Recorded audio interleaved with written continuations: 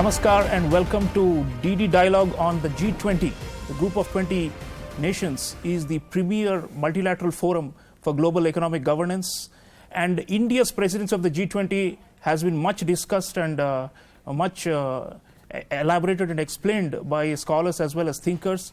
On Doordarshan, India's national broadcaster, we are very, very privileged to have none other than India's External Affairs Minister, Dr. Subrahmanyam Jaishankar, joining us to throw light on India's presence of the G20, what's happening to the G20 as an institution, global governance, multilateralism. We're going to be talking about all these aspects, viewers. It's a real treat for us. I want to welcome Dr. Jaishankar for being with us today. Well, thank you very much, Sriramji. Always good to be on Doordarshan, always good to be with you. Thank you, sir. So the G20 India Way, when we say it is playing upon the title of your own book, The India Way, which is an international bestseller, has been read widely and translated into so many languages. It's in many ways become the introduction to Indian foreign policy for most people around the world. And a sizable portion of the book you have devoted to our commitment to multilateralism and to our ethos of Vasudhaiva Kutumbakam and all these things. So we'd like you to start, Dr. Jaishankar, by talking about what is it about the India way and the Indian ethos, and how does it, what is the congruence with the G20? Because this is the 18th summit that we are hosting in 2023. Many countries have done prior to us and will continue and take over the baton from us. But this moment, 2023, is so special. And how does it tie to the India ethos and the India way, sir? Well, it's interesting that you made that connection because, you know, to me, India Way had three concepts. One was, it was very important to understand the larger environment, the global environment. The second was that, in a way, within that environment, how do you focus on priorities? How do you select priorities? How do you define priorities? And the third is, how do you actually get it done, which is the Indian way, you may say. So look at the three of them. Why is our presidency of the G20 important? The first reason is the environment. That the world environment today is very difficult. You have a very sharp east-west polarization. You have very big north-south divides, gaps. Which have grown during this COVID period due to and aggravated by conflicts. The second is, within this larger universe of problems, what are the priorities? And we have focused on the priorities using the concept of Global South. That the key priorities today in the world are sustainable development growth. How do you maintain it? How do you ensure it doesn't regress? How do you today ensure the resources for green development? How do you ensure that there is the digital opportunities are not missed by many countries? So you make, in a sense, a key set of issues.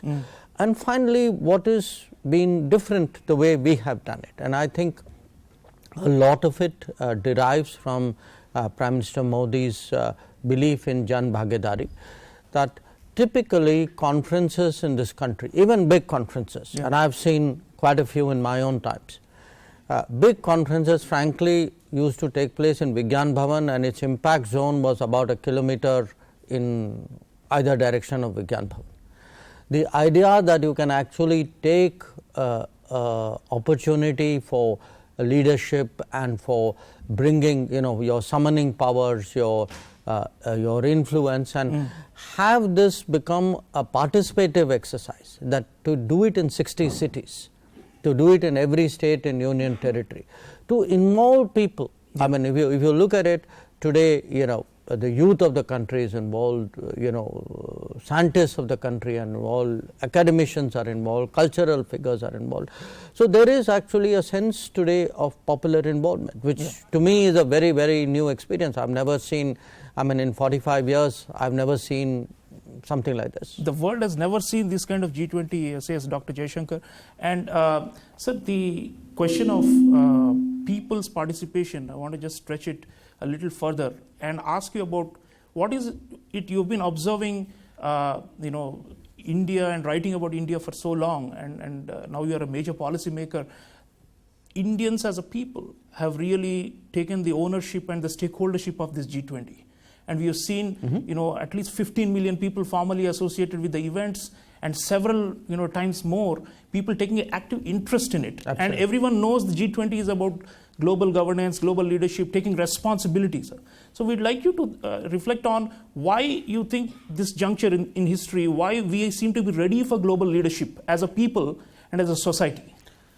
Well, I would say, especially in the last decade, there have been multiple realizations in the country, in our society. One, for a variety of reasons, people believe today that the world matters much more to their daily lives, to their challenges, to their opportunities. They're both, I would say, good and not so good reasons for it.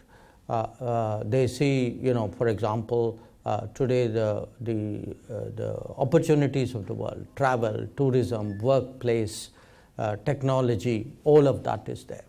At the same time, they've also seen during COVID that something that started in another city, to our north, far away, came back and completely took over our lives.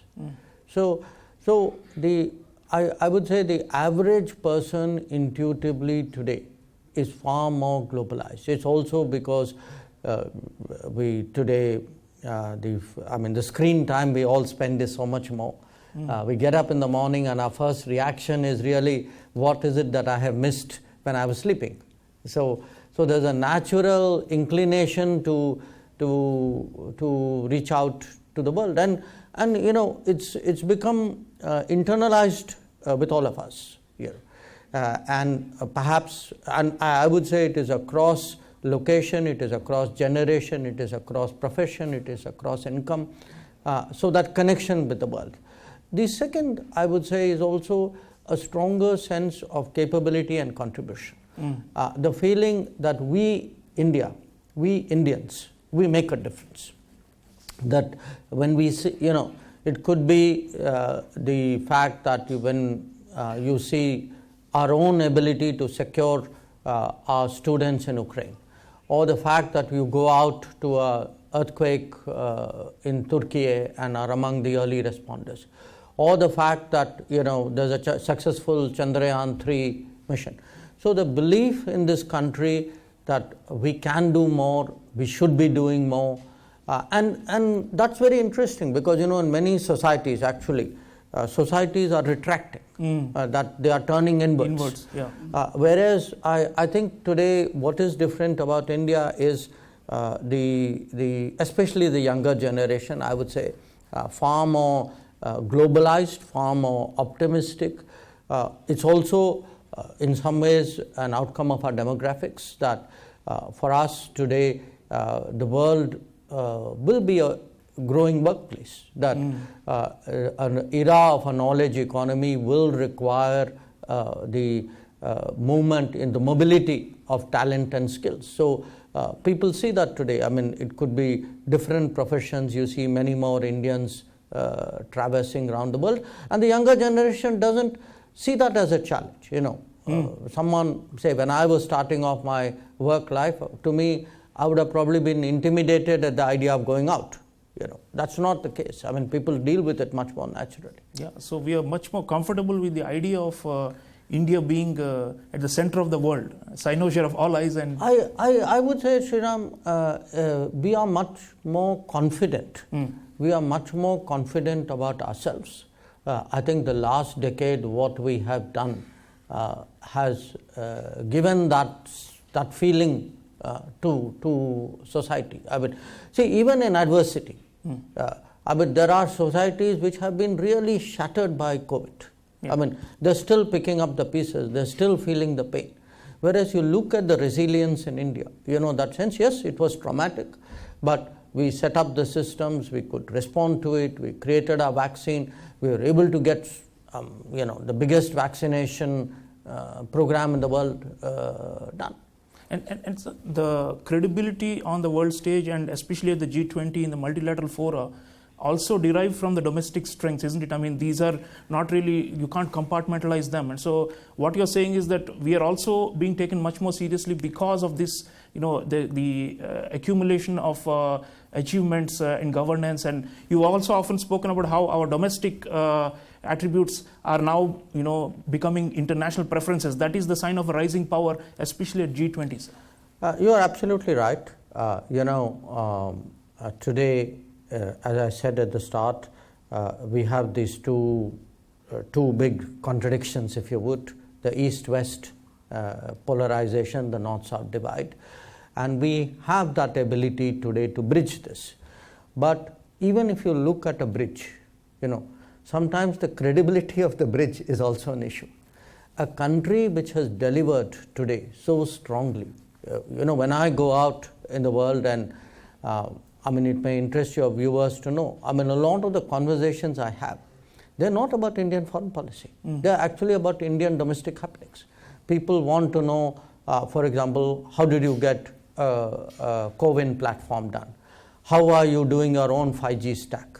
Who are these people who managed a Chandrayaan landing close to the South Pole? So there's an enormous curiosity in the world today, and I would say a growing respect in the world today about what it is that India has managed to do in the last decade. So when we tell people, and our numbers by any standards are mind-boggling. When you tell people, look, we don't worry, during that period, we actually, despite all those apocalyptic predictions about us, we actually kept up, food support for such a large number, 800 million people, that through financial support to the most vulnerable, even something like Mudra loans. When you throw numbers like, this scheme is 400 million, that scheme is 500 million, food support is 800 million, houses are the beneficiaries, the family members put together is 150 million. I think the world is waking up to the fact, and they probably, if I were to single out one particular aspect of what we are doing, it is the digital. That our digital delivery, I think, is evoking a lot of respect. When you talk to people about cashless transactions, we are today, 40 times the number of the US in terms of what we do. It tells you what the digital embrace has been. So, to me, one aspect, or very important aspect of this G20 is that from a perception in the world of an argumentative India, I think today we have become the delivery India, that this is a credible India, this is a actionable India.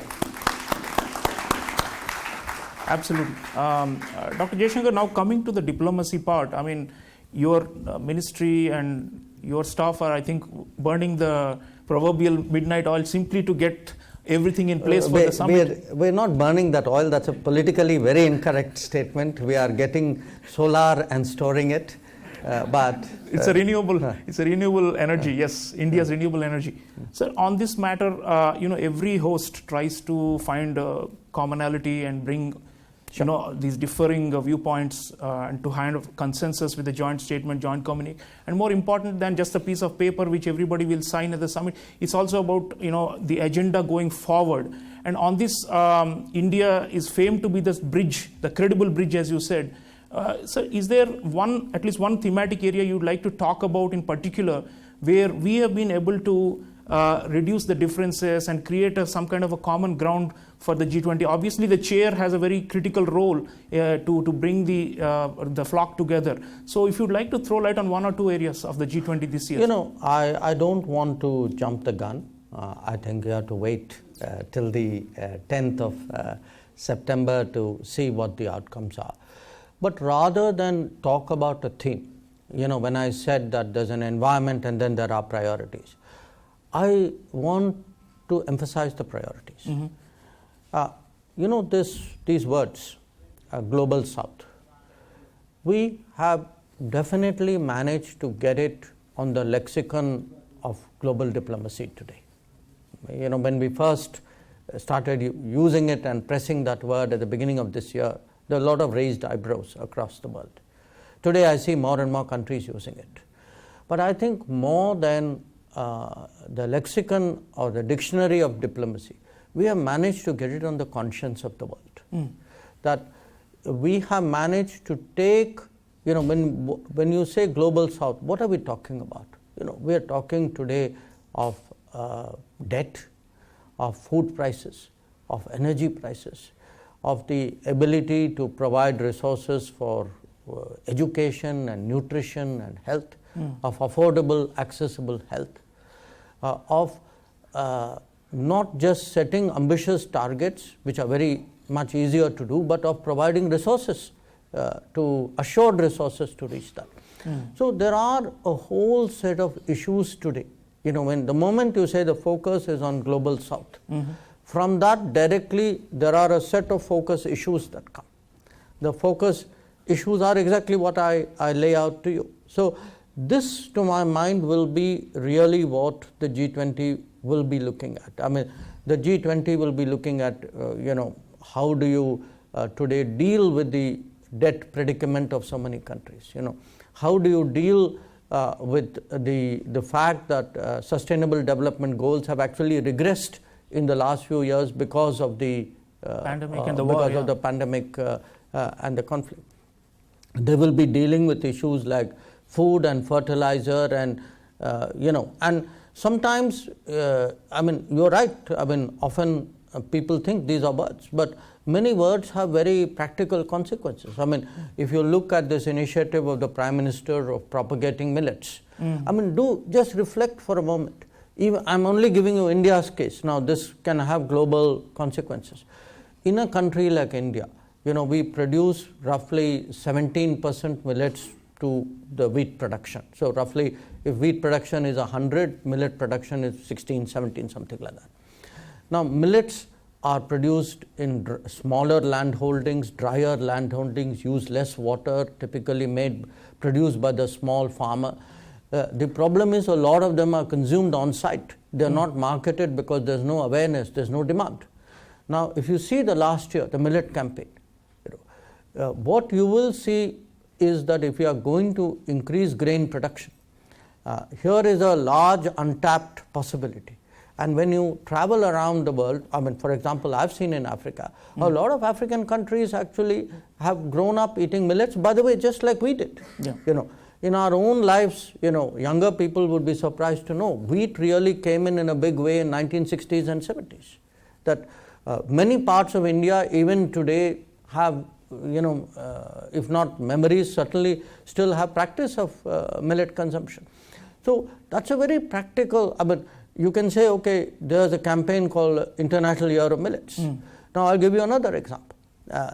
This initiative of Prime Ministers called LIFE. Lifestyle for environmental, lifestyle for environment. Now, the fact is, there are so many daily practices which we can build into our lives, which actually would have a impact on the environment. So, it isn't, we should not reduce the climate action debate to a kind of a coal fundamentalism or a fossil fundamentalism. That is one aspect. That is the not, emissions side. But there are so many other aspects to it. So, right. And finally, a lot of it is today about resources. That how do we? It's not that there are no resources in the world. We have seen in other situations, the same amount of resources which may not be available for climate action may suddenly be mobilized for some other cause. So it's possible. So how do we deal with that resources problem more seriously?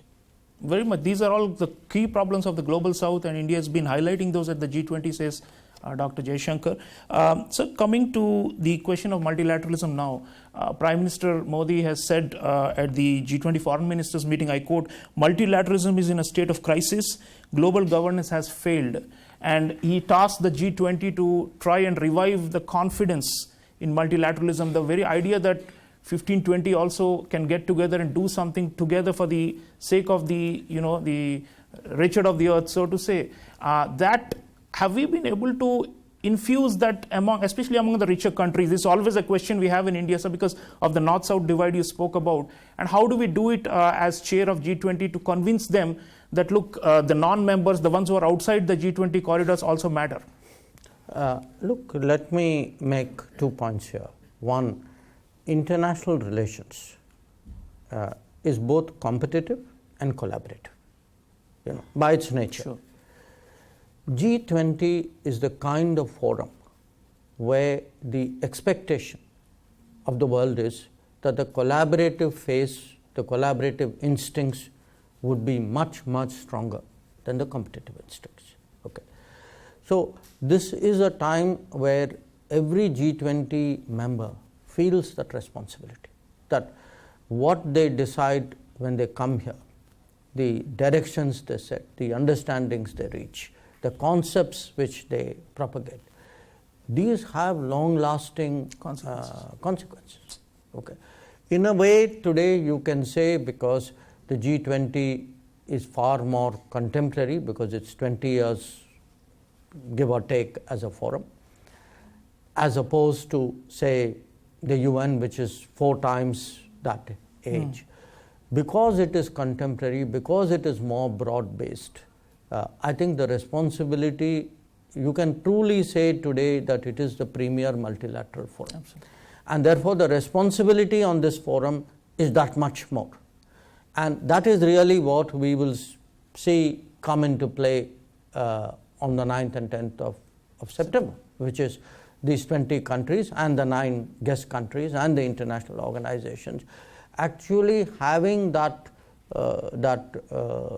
belief that what they will agree on is very, very crucial. They may have the differences among them, but that's for a moment kind of to be dealt with in the right forum, in the right situation, in another way.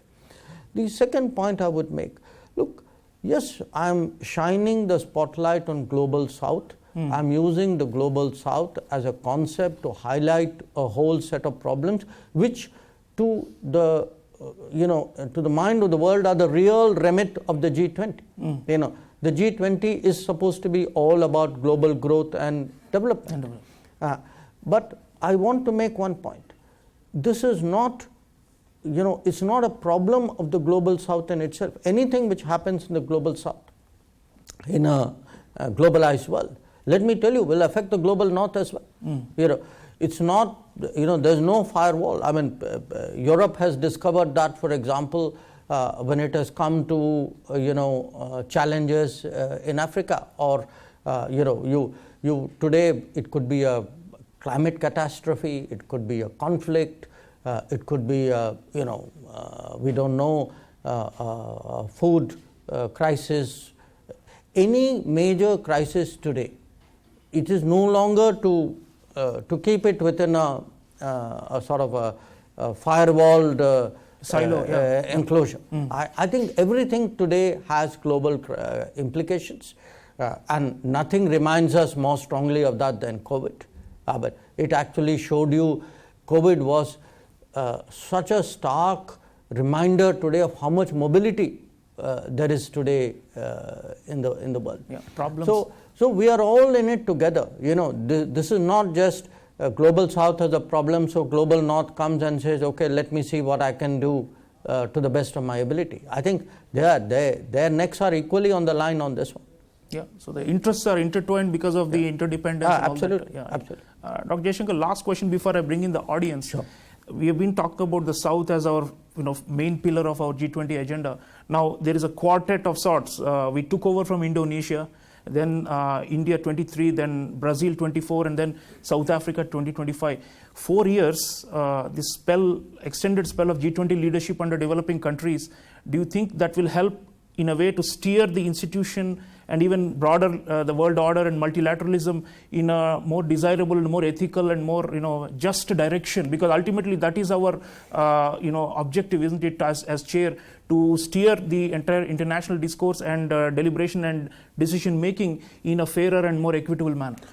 Yes, I think that's a valid point. This, of course, was a complete coincidence that the flow happened this particular way. But you must also bear in mind that in the G20, there's a culture of a troika, that the previous chair, the current chair, and the next chair. So, for example, we would be the previous chair in the Brazilian presidency, like we were the future chair in the Indonesian presidency. So there is there's a continuum, if you would, out here. It also, I think, is helpful that India, Brazil, and South Africa, we have our own grouping, IPSA, as countries who want to see a more democratized, fairer, a more equitable, more inclusive world. It is very much part of that. And my own sense is, that inclusiveness, which has been so much at the center of the vision of the government, especially in the last decade in India. I think to varying degrees that also has impacted outside. Many of these governments and countries have a natural sort of resonance, partiality towards that. We, of course, as I said, because we have not just spoken about inclusiveness but have delivered on the ground, I think that is also something which is impacting people's thinking. So the combination of all of this, I think, bodes well for the direction of the G20. But what is most important right now is that in New Delhi, in the coming week, that all 20 countries come together with a fullest sense of responsibility, understand today how critical the global situation is, how many parts, how many regions of the world are actually looking towards the G20. Yes. And the fact that we did the Voice of Global South Summit, consulted 125 countries, are putting their issues on the table because they are physically not there at the table.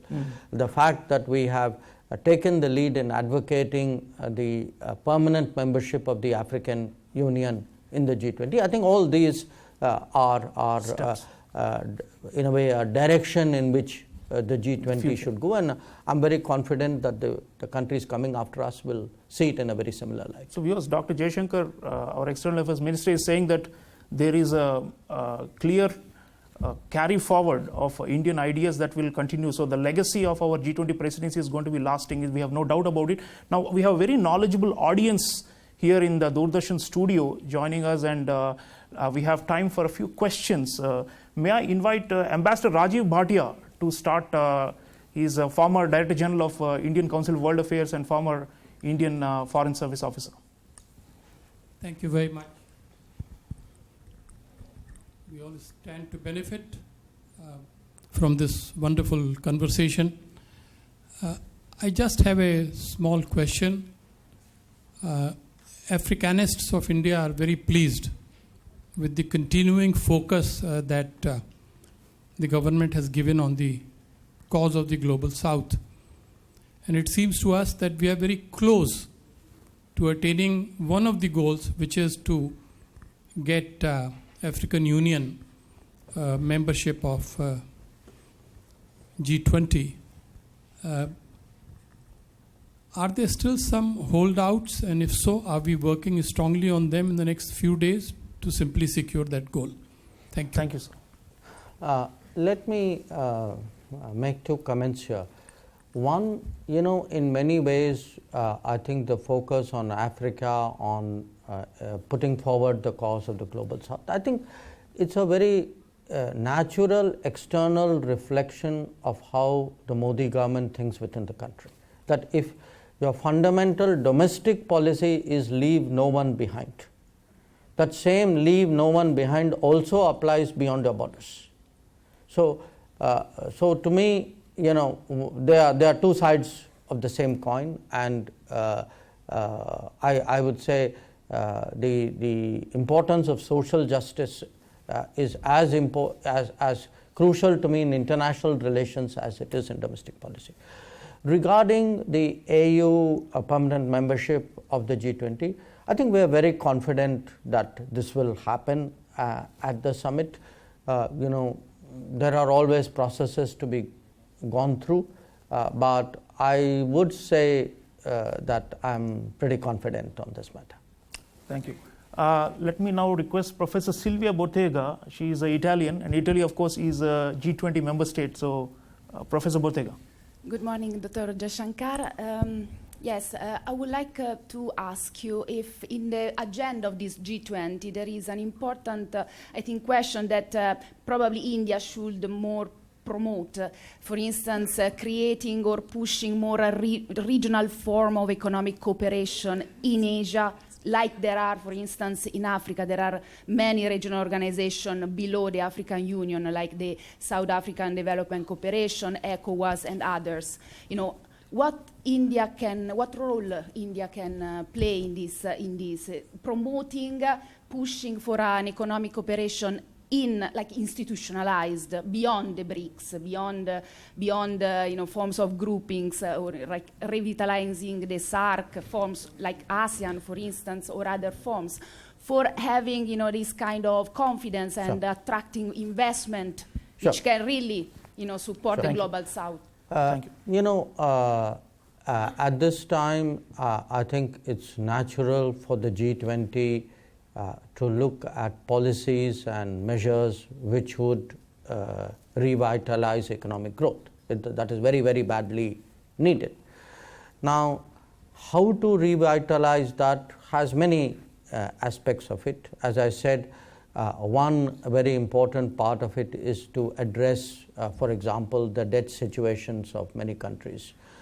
Another aspect of it is to give them the resources so that they're not resource starved as they're coming out of a COVID situation, which is the case with many of them.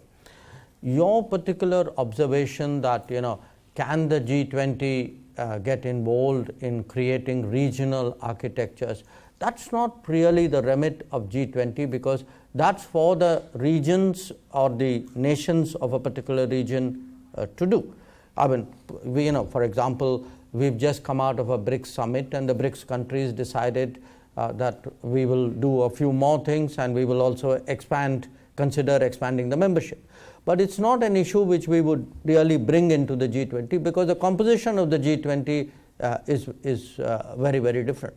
But I do understand the underlying message in your question, which is are there ways by which, say, for example, can connectivity be promoted?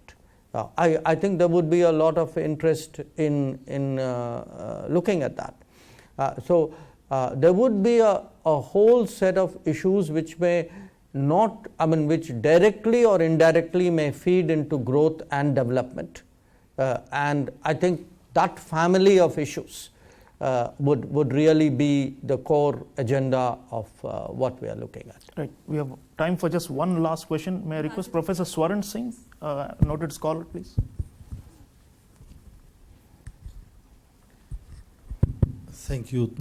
First of all, of course, compliments and congratulations for making 18th G20 unprecedented. Several firsts, dozens of firsts in 2023.